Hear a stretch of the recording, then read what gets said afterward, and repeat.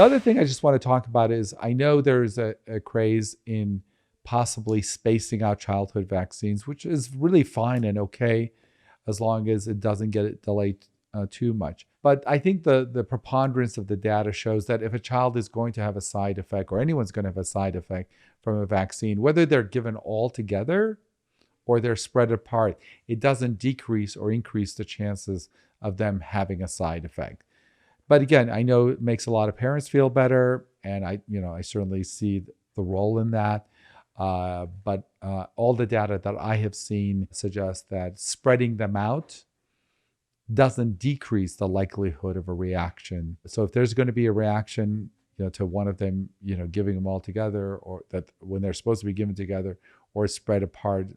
Again, we're talking about childhood vaccines. There really isn't that much of a difference if parents insist on it. But if there was data, if there was really hard, credible data to spreading them out, decrease the likelihood, we would all do it. Most pediatricians are not going to neglect data that says spreading them out reduces the chance. We do it anyway in some certain cases, but it's not because there's a lot of data saying that you should spread them out because it'll actually decrease the chance of a side effect.